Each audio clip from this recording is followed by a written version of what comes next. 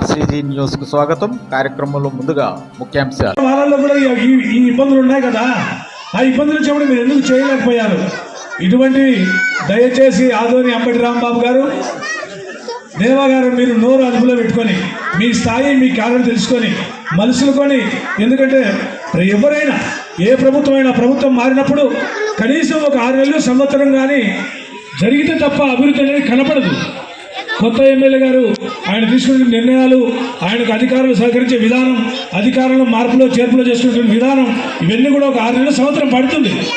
అంతవరకు కూడా ఓపిక లేకుండా మీరు నోటికి ఏది వస్తే అది మాట్లాడితే ప్రజలు మిమ్మల్ని సహిస్తారు. మీరు దూరంగా ఉండండి.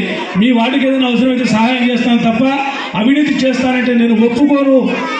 అవినీతికి నేను దూరము. నాతో అభివృద్ధిలో పాలు పంచుకుంటానంటే రండి, లేకుంటే దూరంగా వెళ్ళిపోండి అని చెప్పి మొహమాటం లేకుండా చెప్పినటువంటి వ్యక్తి. అటువంటి వ్యక్తిని గురించి ఎవరు వస్తే వాళ్ళు పార్టీలో చేర్చుకుంటున్నారు, అవినీతి పార్టీలో చేర్చుకుంటున్నారు. అవినీతి పరులందరూ వైఎస్ఆర్ పార్టీలో చేరుతున్నారంటున్నారు. వైఎస్ఆర్ బీజేపీలో చేరి అవినీతి పరులు అయితే మరి ఈ అవినీతి పరులలో మీరు 10 సంవత్సరాల పాటు, అంటే నేను దాదాపు 22 సంవత్సరాల వాళ్ళతో ఉన్నా, 22 సంవత్సరాల పాటు అవినీతి పరులను మీరు ఎలా పెట్టుకోగలిగారు? మీరు ఆరోగ్యం ఎందుకు బయటికి పంపించలేదు? ఈరోజు మీ పార్టీ నుంచి బయటకు వస్తే అవినీతి పరుడు మీ దగ్గర ఉంటే మంచివాడవుతాడా? దయచేసి ఇటువంటి విధానాలు మార్చుకోండి.